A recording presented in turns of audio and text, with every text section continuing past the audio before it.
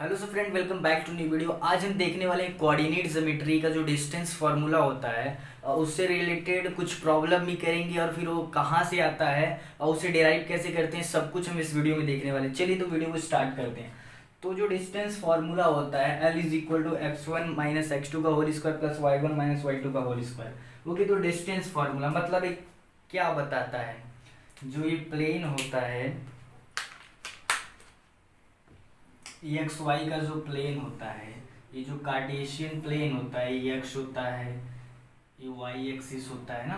तो जो एक्स और वाई एक्सिस होता है, तो कोई दो पॉइंट मान लो ए, दो पॉइंट ए और बी। तो इन दोनों के बीच का जो डिस्टेंस एक्स है, इसको फाइंड करने के लिए इसका यूज करते हैं ना। अगर कहीं यहाँ भी दे दे, यहाँ भी दे दे ए बी, तो इसको फाइंड करने के लिए बस यही इसी फॉर्मूला का यूज करेंगे। तो यहाँ पे कुछ आएगा x one comma y one, यहाँ पे x two comma y two, कुछ ऐसे करके आएगा। तो इसी का यूज करके यहाँ पे इसको बताते हैं कि इसका डिस्टेंस क्या होगा ना। तो इसका यूज ये होता है। तो चलिए अब देखते हैं कि आखिर एक फॉर्मूला आता कहाँ है ना।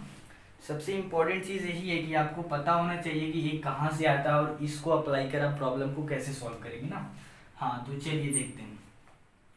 तो ये होता है कार्टेशियन प्लेन। मैं खूब बड़ा सा बनाता हूँ। मान लीजिए मैं दो पॉइंट ले लेता हूँ, यहाँ से एक, मैं दो पॉइंट ले लिए ए एंड बी। ओके, तो इसको मैं मान लेता हूँ एक्स वन, ये एक्स है, ये एक्स एक्सिस है, ये वाई एक्सिस है। ओके, अब ये एक्स एक्सिस हो गया, ये वाई एक्सिस हो गया। तो इसको मैं एक्स वन मान लेता हूँ। फिर ये सेकेंड पॉइंट मेरा करीबन यहाँ जा रहा है, तो इसको मैं लेके आता हूँ यहाँ, ये मेरा x2 हो गया।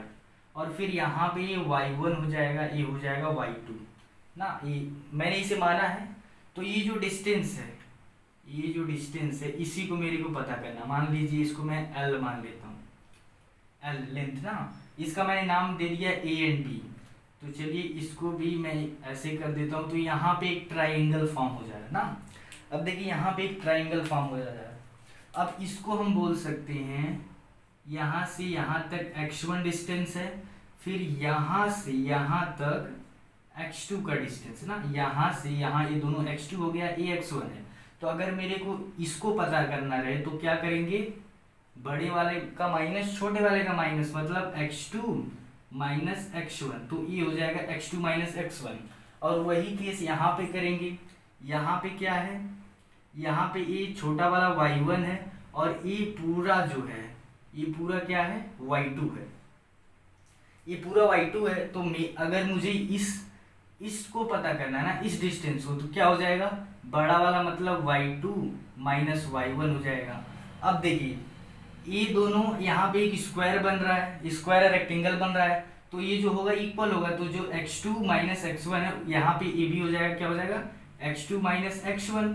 ओके, अब यहाँ पे ये हो गया, ये दोनों इक्वल है, तो इसको मैं लिख सकता हूँ। अब वही केस यहाँ पे बन रहा है, जितना ये होगा, जितना ये, मान लीजिए मैं इसका नाम दे देता हूँ, पूरे का नाम देता हूँ A B C D E F G H.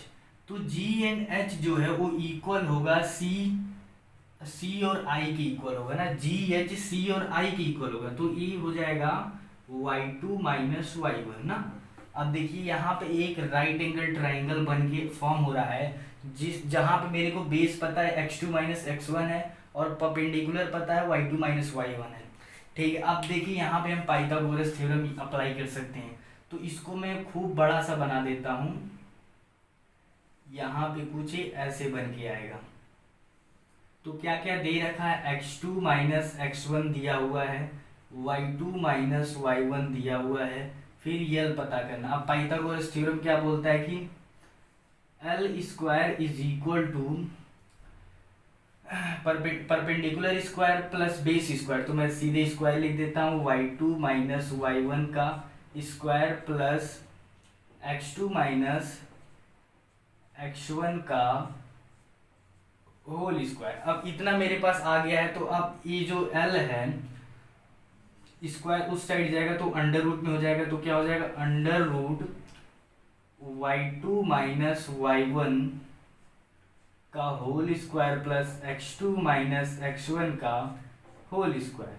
तो अब इसको मैं कुछ अच्छे से लिख सकता हूँ, L is equal to under root x1 माइनस x2 का whole square plus y1 minus y2 का होल स्क्वायर।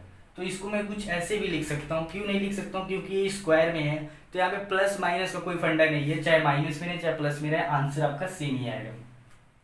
तो ये फॉर्मूला कुछ इस तरह से आपको आना चाहिए ना। अब इस पे हम कुछ बेस प्रॉब्लम देख लेते हैं ताकि आपको पता चल जाए कि हाँ इसको अप्लाई कैसे करना है। तो चलिए कुछ प्रॉब्लम करते हैं।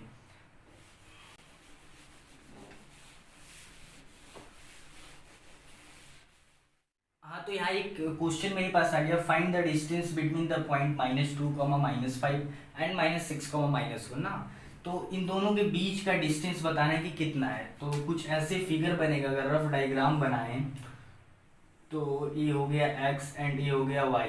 तो यहाँ पे -2 करीब मान लीजिए, -2 यहाँ पे आएगा, -2 आ गया, और -5 यहाँ पे आएगा ना, -5 मान लीजिए यहाँ पे आएगा और -2 वहाँ पे आ गया।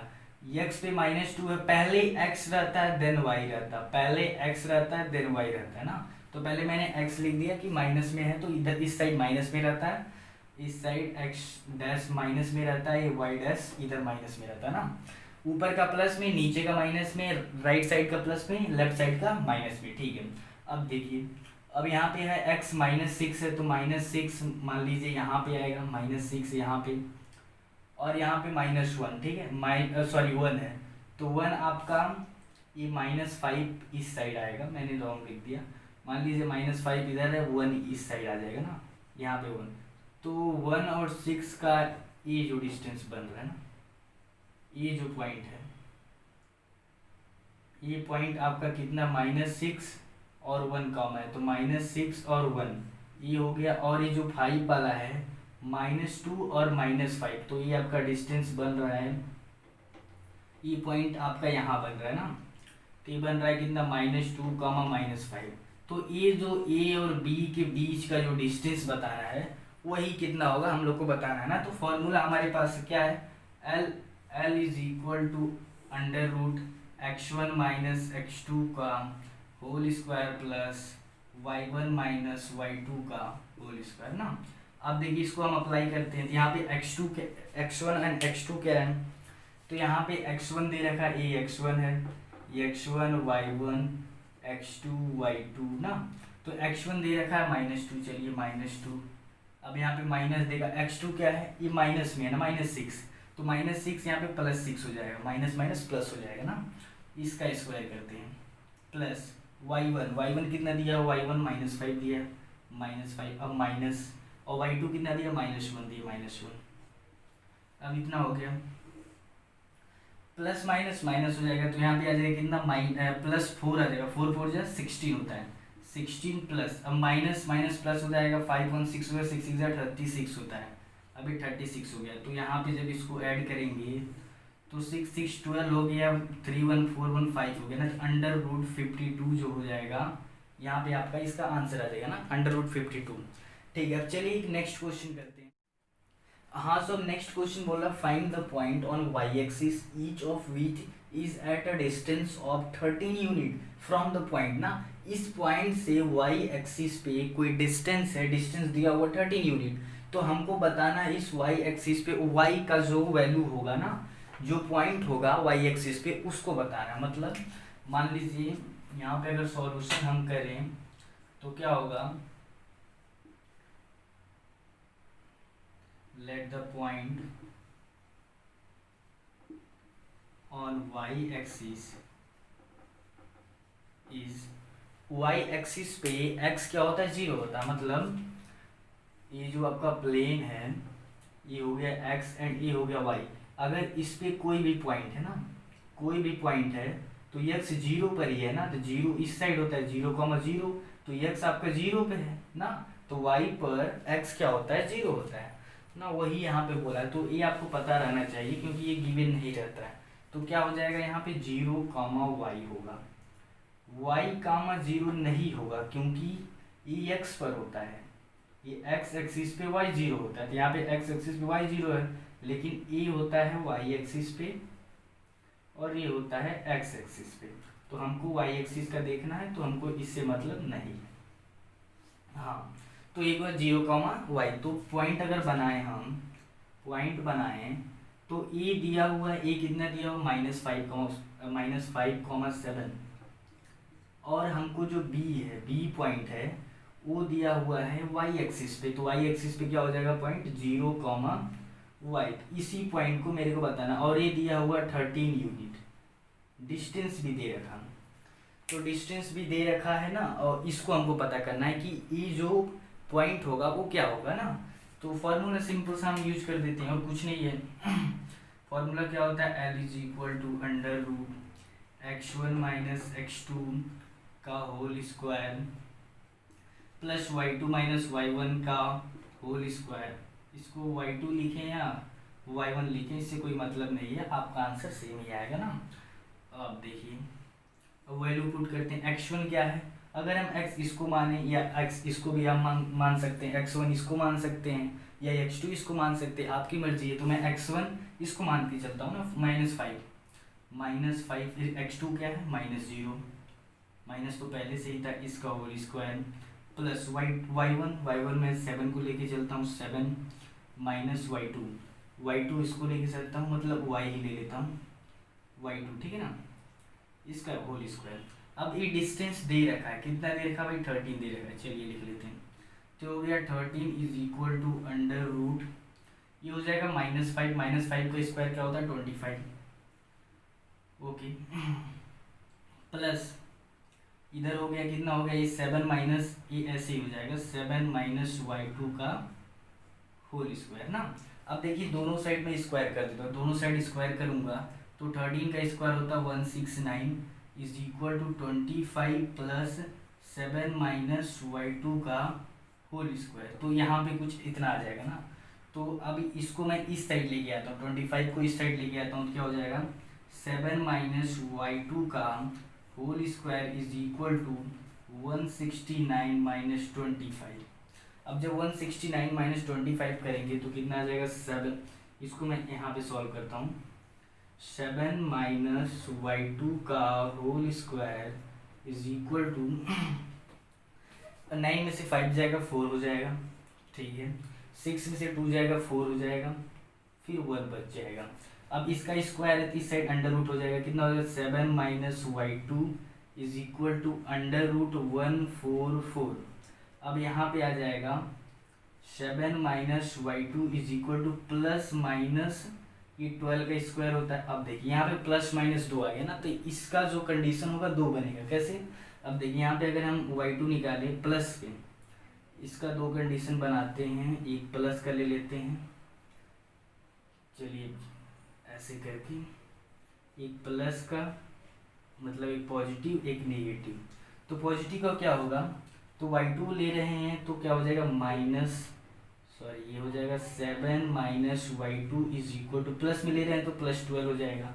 अब यहाँ पे जो y2 का वैल्यू आ जाएगा, अब माइनस y2 रहेगा तो इस साइड जाएगा तो प्लस में हो जाएगा, माइनस में हो जाएगा, और 12 में से 7 जाएगा तो कितना हो जाएगा 5 हो जाएगा, 12 में से 7 जाएगा यहाँ पे 5 हो जाएगा, तो इधर माइनस है तो उस साइड जाएगा तो -5 हो जाएगा। तो यहाँ पे इसकी जो वैल्यू आ गई -5 ना। अब यहाँ पे -5 आ गई है। अब देखिए मतलब ये y2 की वैल्यू है ना, तो वही मेरे को पता करना है। तो देखिए अब यहाँ पे माइनस में लेंगे, इस 12 को माइनस में लेंगे तब क्या आएगा 7 माइनस y2 = -12। अब इस साइड जाएगा तो ये भी माइनस में हो जाएगा, तो यहाँ पे 12 और 7 जोड़ देंगे, 7 to 9 19 हो जाएगा। ये माइनस में रहेगा ना, तो इधर भी माइनस कट जाएगा, तो क्या हो जाएगा y2 = -19। तो यहाँ से 2 वैल्यू निकल के आया, एक आया -5, एक आया है, ये माइनस कट जाएगा ना, क्योंकि माइनस y2 इस साइड भी है और इस साइड जब जाएगा तो ये -7 हो जाएगा, और माइनस जुड़ के हो जाएगा प्लस, तो ये जुड़ जाएगा तो ये जो बड़ा साइन है उसका यूज करेंगे तो -19 हो जाएगा, और -19 इस साइड भी माइनस है तो माइनस कैंसिल आउट हो जाएगा, क्या हो जाएगा y2 = 19 हो जाएगा ना। तो यहाँ पे 2 वैल्यू आ रहा है, तो क्या आपका बन जाएगा 0, -5, एक बनेगा 0, -19। तो ये आपका करेक्ट आंसर होगा ना। आई होप डेट आप ये समझ गए होंगे कि हाँ कैसे होगा। तो अब देखिए हमने जो एक दो क्वेश्चन करवाए, एक तो वाई एक्सिस पे था, क्वेश्चन कुछ ऐसे भी पूछ सकता है कि एक्स एक्सिस पे है ना, तो एक्स एक्सिस पे रहेगा तो आपको इसकी जगह एक्स एक्सिस पे वाई जीरो होगा तो क्या हो जाएगा, एक्स कॉमा जीरो हो जाएगा ना। तो कभी क्वेश्चन ऐसे भी पूछ सकता है, तो आपको घबराना नहीं है, उसके अकॉर्डिंग आपको कर देना।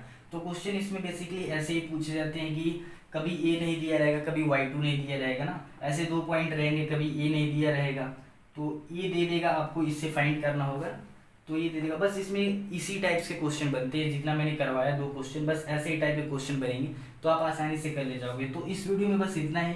और मैंने जो बताया कि आपको फॉर्मूला कैसे आता है ना, आपको पता रहना चाहिए, फिर उसको कैसे अप्लाई करना वो आपको आना चाहिए।